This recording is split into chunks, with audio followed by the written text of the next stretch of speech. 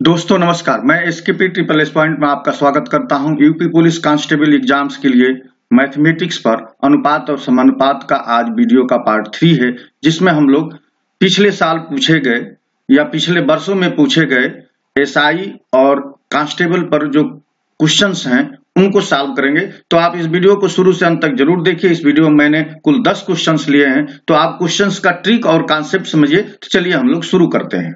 ये आपकी स्क्रीन पर पहला क्वेश्चन है, 10, 18, 14 और 26 से क्या घटाया जाना चाहिए ताकि परिणामी संख्याएं आनुपातिक हों। आनुपातिक को समानुपातिक भी बोल सकते हैं। अच्छा, अनुपात और समानुपात में क्या अंतर है तो ये जान लीजिए। अनुपात और समानुपात,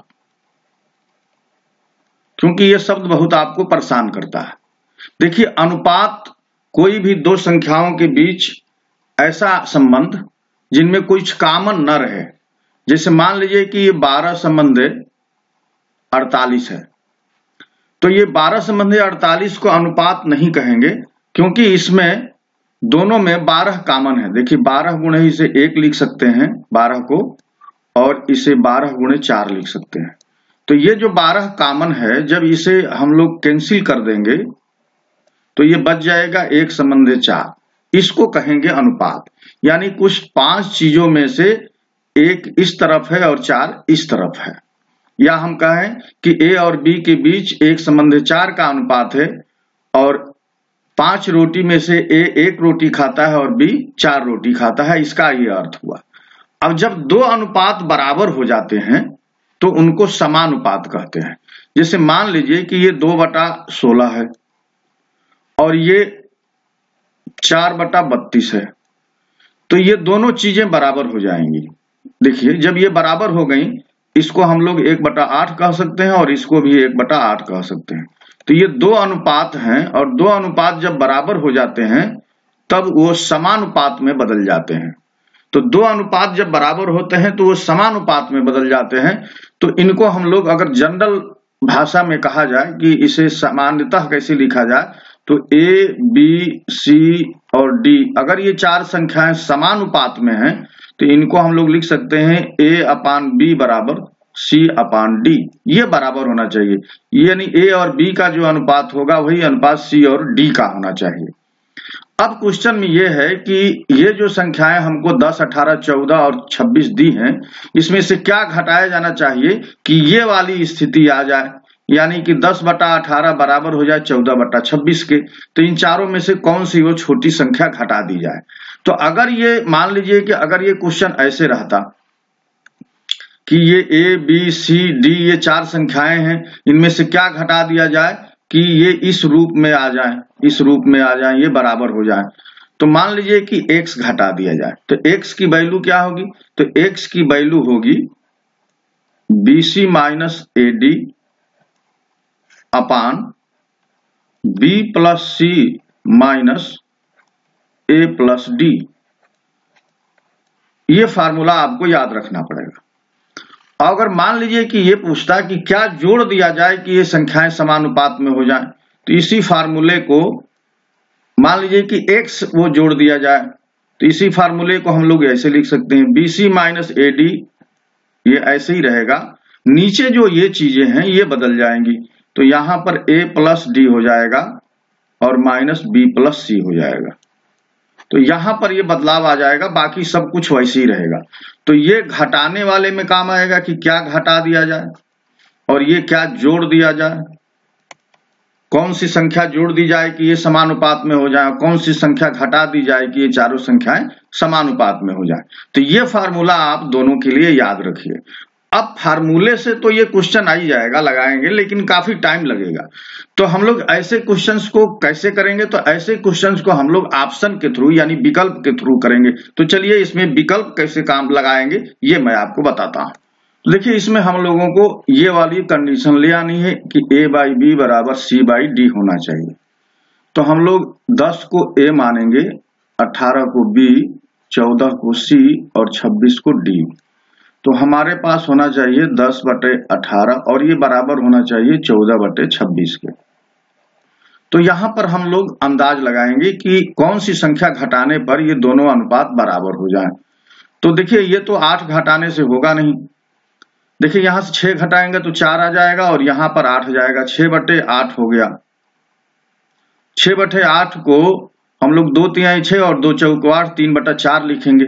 यहां से 6 घटाएंगे तो 8 आएगा और यहां से 6 घटाएंगे तो 20 आएगा। 8/20 जो है 3/4 के बराबर नहीं होगा, तो ये दोनों आंसर नहीं हो सकते। इसी तरह से हम लोग 4 के लिए भी देख सकते हैं, ये भी नहीं होगा, तो 2 इसका सही आंसर हो जाएगा। देखिए 10 में से 2 घटाएंगे और 18 में से भी 2 घटाएंगे, यहाँ 14 में से 2 घटाएंगे और 26 में से 2 घटाएंगे। तो अब देखिए 10 में से 2 घटाएंगे तो 8 हो गया, 18 में से 2 घटाएंगे 16 हो जाएगा, 14 में से 2 घटाएंगे 12 हो गया और 26 में से 2 घटाएंगे 24 हो गया। तो देखिए 8/16 और 12/24 कैसे बराबर हो गया कि इधर भी 1/2 आ गया और इधर भी 1/2 आ गया, तो ये दोनों अनुपात बराबर हो गए। यानी 2 घटाने पर परिणामी ये जो संख्याएं दी गई हैं ये अनुपातिक हो जाएंगी, यानी समानुपातिक हो जाएंगी। तो आपने देखा कि ऑप्शन के थ्रू कितना ये जल्दी हम लोग कर सकते हैं। चलिए क्वेश्चन नंबर 2 की बात करते हैं। क्वेश्चन नंबर 2 में दिया है कि 2100 रुपए की राशि 3000 पुरुषों और महिलाओं के बीच इस प्रकार बांटी गई कि प्रत्येक पुरुष को 1 रुपया और प्रत्येक महिला को 50 पैसा प्राप्त हुए। पुरुषों की संख्या ज्ञात कीजिए। तो यहाँ पर हम लोग एलिगेशन मेथड से इस क्वेश्चन को जल्दी से कर सकते हैं। तो देखिए एलिगेशन में एवरेज कितना एक व्यक्ति को मिलेगा, तो कुल 2100 रुपया है और 3000 लोगों में बांटा गया है। तो 2100 में 3000 का भाग दे देंगे, तो ये 2 जीरो से कट गया और 3 7 21, 3 10 में 30, ये आ गया 10.70 या 70 पैसा आ गया। तो यहां हम लोग लिख लेंगे पुरुष और यहां लिख लेंगे महिला। तो पुरुष को कितना मिला, पुरुष को 1 रुपया मिला, तो 100 पैसा लिखेंगे क्योंकि पैसा में इसे लिख रहे हैं, और महिला को 50 पैसा मिला तो 50 लिखेंगे। एवरेज कितना मिला, तो 70 पैसा मिला। अब हम लोग एलिगेशन कैसे लगाते हैं, तो एलिगेशन लगाने के लिए देखिए ये इस्तेमाल करते हैं, ये डायग्राम, और 70 में से 50 घटाते हैं, 70 - 50 करेंगे और यह अनुपात हो जाएगा 100 - 70 के। तो यहां से देखिए 20 बचेगा और यहां से बचेगा 30। तो अनुपात में बदलने के लिए 0 0 काट देंगे, तो ये 2 संबंधित 3 के अनुपात में आ गया, यानी दोनों को जोड़ने पर 5 आएगा, 2 और 3। 5 व्यक्तियों में से 2 व्यक्ति पुरुष हैं और 3 व्यक्ति महिला हैं। अब क्वेश्चन में 3000 दिया है, तो 5 इक्विवेलेंट हो गया 3000 के, तो 1 इक्विवेलेंट हो जाएगा 600 के, 1 600 के इक्विवेलेंट हो जाएगा।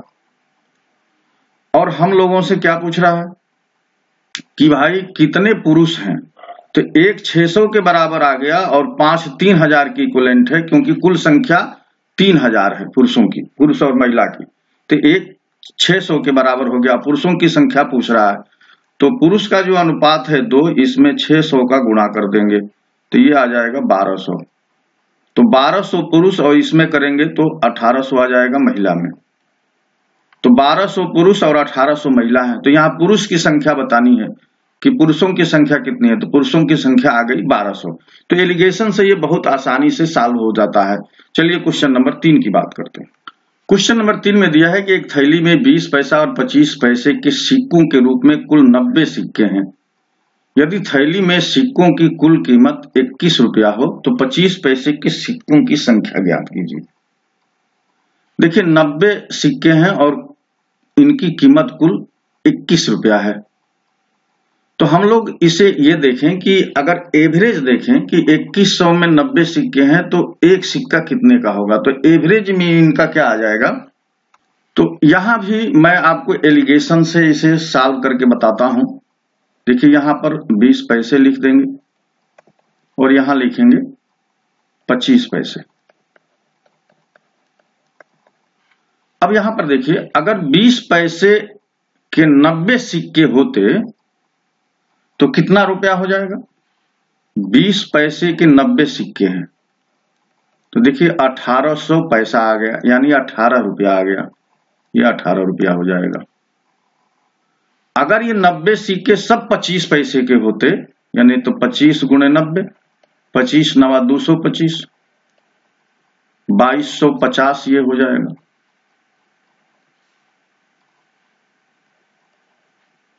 यानी ये हो जाएगा 22 रुपया 50 पैसा, 22 रुपया 50 पैसा। और कुल रुपया कितने हैं थैली में, तो 21 दिया है, दोनों को मिलाकर 20 पैसा और 25 पैसा मिलाकर 21 रुपया है। तो यहां पर हम लोग यहां लगा दिए एलिगेशन। देखिए 22 रुपया 50 पैसा में से 21 रुपया घटाएंगे तो 1 रुपया 50 पैसा बच गया, और ये हो जाएगा 21 में से 18 घटाएंगे तो 3 बचेगा। तो यहां पर हम दशमलव हटाने के लिए 10 से गुणा कर देंगे, तो ये हो जाएगा 15, ये हो गया 30, ये अनुपात आ गया 1 संबंधी 2, यानी इनको जोड़ेंगे तो कुल 3 हुआ। तो 3 सिक्कों में एक सिक्का 20 पैसे का है और 2 सिक्का 25 पैसे का है, और हमारे केस में ये सिक्के कितने हैं, 90 हैं। तो 1 30 के बराबर हो जाएगा, 1 की वैल्यू 30 आ जाएगी, और 25 पैसे की सिक्के पूछ रहा है तो 1 30 के इक्विवेलेंट है, तो इस 30 का गुणा हम लोग जो 25 पैसे का सिक्के का अनुपात 2 आया है उसमें कर देंगे, तो 30 का इसमें गुणा कर देंगे तो ये देखिए 60 आ गया। तो 60 सिक्के जो हैं वो 25 पैसे के होंगे और 30 सिक्के जो हैं वो 20 पैसे के होंगे। तो हमको 25 पैसे के सिक्के पूछा है, तो इसकी संख्या हो जाएगी 60 और ऑप्शन ए सही है। क्वेश्चन नंबर 4 में दिया है कि के का मान ज्ञात करें जो 5, 12, 29 और 57 में से प्रत्येक से जोड़ा जाना चाहिए ताकि वो समानुपात में हो जाए। तो यहां भी वही दिया है, देखिए यह ऑप्शन से इस क्वेश्चन को हम लोग करेंगे, यानी 5/12 और 29/57 ये दोनों बराबर होना है। तो अभी तो ये बराबर नहीं है, लेकिन इसमें कौन सी संख्या जोड़ दी जाए कि ये बराबर हो जाए, वही के का मान है। तो हम लोग इसमें देखेंगे कि कौन सबसे सुटेबल यहाँ पर ऑप्शन मिल रहा है। तो हम लोग सबको ट्राई कर सकते हैं, 5 को, 4 को, 2 को। तो यहाँ पर 3 ट्राई करने पर हमारा काम बन जाएगा, यानी 5 में अगर हम 3 जोड़ते हैं, 12 में 3 जोड़ते हैं और यही चीज यहाँ करते हैं तो हमको इनका अनुपात बराबर हो जाएगा। देखिए 5 में 3 जोड़ेंगे तो ये 8 हो गया, 12 में 3 जोड़ेंगे ये 15 हो गया, तो ये 8/15। अब ये भी 8/15 आना चाहिए। 29 में 3 जोड़ेंगे तो ये 32 हो जाएगा, और 57 में 3 जोड़ेंगे ये 60 हो जाएगा। देखिए 4 से कट जाएगा, 4 8 32 और 15 चौके 60, तो ये बराबर हो गया। तो इसमें क्या जोड़ने पर ये अनुपात में आ गए, यानी समानुपात में आ गए, तो 3 जोड़ने पर तो ये ऑप्शन 3 सही हो जाएगा, और यही के की वैल्यू है, तो के बराबर आ गया 3। चलिए क्वेश्चन नंबर 5 की बात करते हैं। क्वेश्चन नंबर 5 में दिया है कि अगर एक संख्या का 50% दूसरी संख्या के बराबर है तो उनका अनुपात क्या होगा। तो मान लीजिए कि 2 संख्याएं n1 है और n2 है, तो इस संख्या का 50% यानी n1 50% ऑफ n1 बराबर है n2 के बराबर हो गया। तो 50% को हम लोग लिख सकते हैं 50/100, और ये है n2, तो 100 से इधर गुणा हो गया, तो ये 50 n1 बराबर हो गया 100 n2 के। तो जब हम लोग इसे काट देंगे तो ये n1 आ गया और ये हो जाएगा 2 n2 के। तो इसका रेशियो जब हम लोग निकालते हैं n1 संबंधी n2, तो इनके कोफिशिएंट बदल जाते हैं, 2 अब यहाँ आ जाएगा और 1 यहाँ आ जाएगा, तो इनका अनुपात हो गया 2 संबंधी 1, और ऑप्शन बी सही है। चलिए क्वेश्चन नंबर 6 की बात करते हैं। क्वेश्चन नंबर 6 में दिया है कि एक थैले में 305 रुपए की राशि 4 संबंधी 5 संबंधी 7 के अनुपात में 25 पैसे, 10 पैसे और 50 पैसे सिक्कों के रूप में है। क्रमशः प्रत्येक प्रकार के सिक्कों की संख्या का पता लगाएं। तो चलिए हम लोग इसे करते हैं। इसे देखिए, ये 25 पैसा, हम 25 पैसे के सिक्के लिखते हैं, यहाँ 10 पैसे के सिक्के और ये 50 पैसे के सिक्के। इनका रेशियो माने सिक्कों की जो संख्या है, ये जो संख्या है वो दिया है 4 संबंधी 5 संबंधी 7। तो ये जो सिक्कों की संख्या है इसे हम लोग रुपया में चेंज कर लें, रुपये में बदल लें। तो अगर 4 सिक्के 25 पैसे के हैं तो 1 रुपया होगा, अगर 5 सिक्के 10 पैसे के हैं तो ये 50 पैसे के बराबर होगा, अगर 7 50 पैसे के सिक्के हैं तो ये 3.5 रुपये के बराबर होगा। अब इन सबको हम लोग जोड़ेंगे तो जोड़ने पर ये हो जाएगा 5 रुपया। देखिए 3.5 और 50 ये 4 हो गया और एक मिलके 5। और क्वेश्चन में ये जो 5 है ये हमको 305 रुपये के बराबर है, 305 के। तो 5 का हम लोग इसमें भाग दे देंगे तो 1 की वैल्यू आ जाएगी 5 × 30, 5 × 5 61। 1 की वैल्यू आ गई 61। अब देखिए, अब 61 में 61 से इसमें रुपया में इसे बदलते हैं तो 61 को गुणा करेंगे तो ये 61 रुपया हो गया। यहां 61 का गुणा करेंगे तो ये देखिए आ जाएगा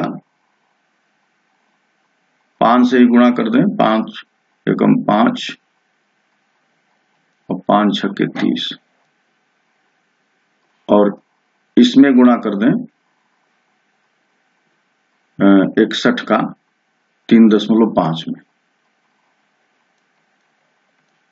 इसमें 61 का गुणा करेंगे तो ये 50 पैसे ये रुपये में बदलेंगे, फिर ये सिक्के में बदलना होगा।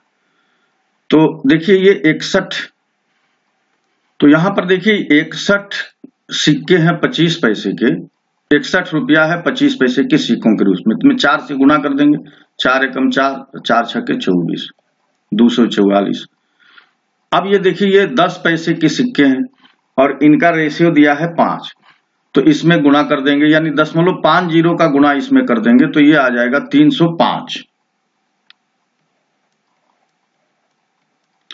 और इसमें देखिए गुणा कर देंगे 5 से तो ये हो जाएगा 427। देखिए 7 एकम 7, 7 छक 42।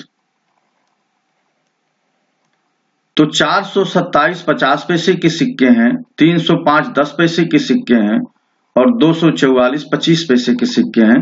तो ये ऑप्शन डी सही है। क्वेश्चन नंबर 7 में दिया है कि श्री X और श्री Y की सालाना आमदनी 9:8 के अनुपात में है और उनके खर्चे 4:5 के अनुपात में है। यदि दोनों व्यक्तिगत रूप से 5,000 रुपए बचा पाते हैं तो श्री Y का खर्चा कितना होगा।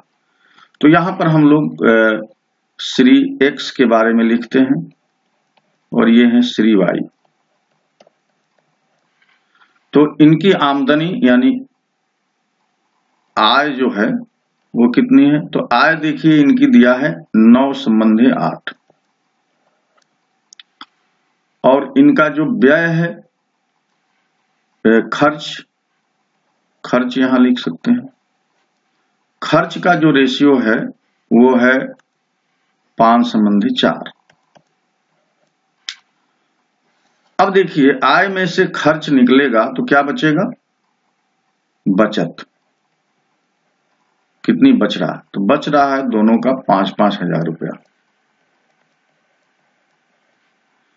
तो ये दो वेरिएबल का ये समीकरण बन जाता है अगर आप समीकरण मानकर करते हैं। लेकिन मैं यहां आपको एक ट्रिक बताता। ट्रिक क्या है, देखिए इनका क्रॉस मल्टीप्लाई करेंगे और जो बड़ा होगा उसमें से घटाएंगे। तो देखिए 5 × 8 = 40, ये 40 आ गया और 9 × 4 = 36। इनका अंतर हम लोग लेंगे तो 36 और 40 का अंतर आ गया 4। और ये चीज अब यहां पर इनके बीच में होगा, इनके बीच में जो बड़ा होगा उसमें से यानी इनका अंतर लेना है। तो 5 × 5 = 25 और 3 0 25,000 में से 5 × 4 = 20, 20,000 घटाना है। तो 25,000 में से 20,000 घटा देंगे तो ये हो जाएगा 5,000। अब ये जो 5,000 है ये 4 के इक्विवेलेंट कर देंगे तो 1 की वैल्यू यहां से आ जाएगी। 1 की वैल्यू कितनी होगी, तो 5,000 में 4 का भाग देंगे तो ये हो जाएगा 250। 1 की वैल्यू आ गई, देखिए 25 × 5 = 125, 1250 रुपये। 1 की वैल्यू आ गई 1250 रुपये। और किसका खर्चा पूछ रहा कि श्री Y का खर्चा कितना है, तो श्री Y का जो अनुपात है वह यहाँ पर 4 है। तो 1 अगर 1250 के बराबर है तो 4 की वैल्यू कितनी होगी, तो 4 का गुणा कर देंगे। 4 × 0 = 4 × 5 = 20, 4 दूनी 8, 2 10, 4 एकम 4 और 1 5, तो ये आ गया 5,000 रुपये। तो y का जो खर्चा है वो है 5,000 रुपये, और यही इस क्वेश्चन का सही आंसर है। तो ये इसे लगाने का सबसे आसान तरीका है, और आप चाहें तो समीकरण बनाकर भी कर सकते हैं, लेकिन इससे भी ज्यादा टाइम लगेगा। चलिए क्वेश्चन नंबर 8 की बात करते हैं। क्वेश्चन नंबर 8 में दिया है कि सेब, संतरे और आम की संख्या क्रमशः 5:7, 7:8, 8 के अनुपात में है। फल विक्रेता ने फलों की संख्या क्रमशः 40%, 50% और 75% बढ़ा दिया। फलों का अनुपात अब क्या होगा? तो देखिए यहां पर हम लोग लिख लेंगे सेब, संतरा और ये है आम। तो इनका अनुपात दिया है 5:7:8। तो देखिए इस तरह के क्वेश्चन, इसमें बढ़ोतरी हो रही है 40%, 50%, 75% की। तो हम लोग क्या करेंगे कि इनमें पूरे में 100 का गुणा कर देंगे ताकि परसेंटेज बनाने में आसानी हो। तो ये देखिए ये 500 हो जाएगा, ये 700 हो गया और ये 800 हो गया। तो यहां पर देखिए 500 वाले में कितनी वृद्धि हुई है? 40% की, यानी 100 में 40 बढ़ रहा है तो 500 में 200 बढ़ जाएगा, 5 चौके 20। तो अब ये हो जाएगा 700। इसमें कितनी बढ़ोतरी हो रही है? तो इसमें बढ़ोतरी 50 की हो रही है। देखिए 100 में 50 बढ़ा तो 700 में 3.5 बढ़ेगा, तो 700 और 3.5 1050 हो जाएगा। यहां देखिए 75% की वृद्धि है, तो 100 में 75 बढ़ रहा है तो 8 में कितना बढ़ेगा? तो 8 5 40, 8 7 56, 4 60, 600 बढ़ जाएगा। तो ये हो जाएगा 1400। अब देखिए इसे रेशियो में बदलना है, तो पहले तो 1 0 से 1 0 सब जगह काट लेते हैं।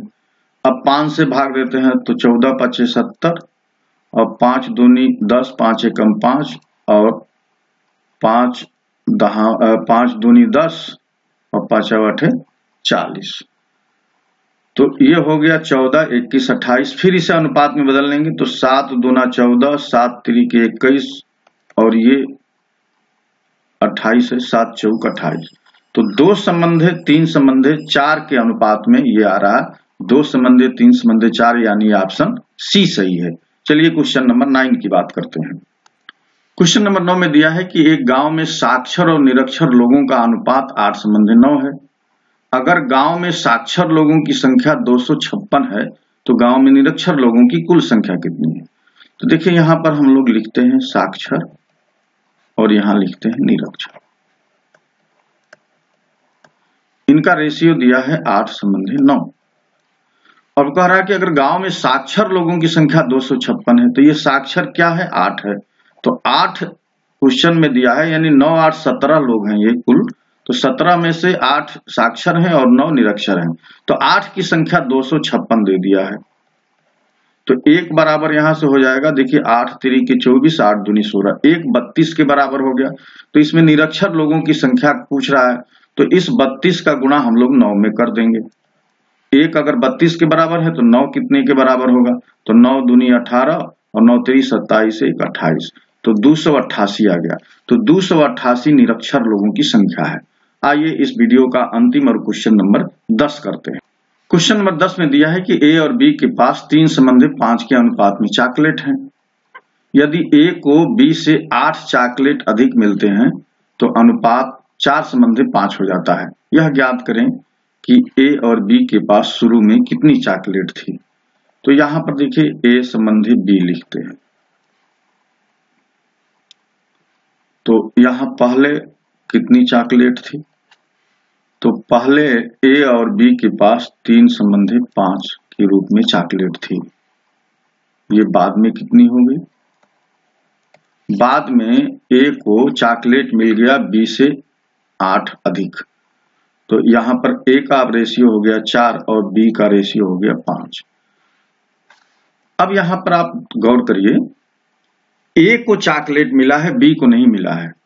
तो बी को पहले जितना चॉकलेट था वही चॉकलेट बाद में भी है, यानी 5 चॉकलेट उसके पास पहले भी था और अभी भी 5 है।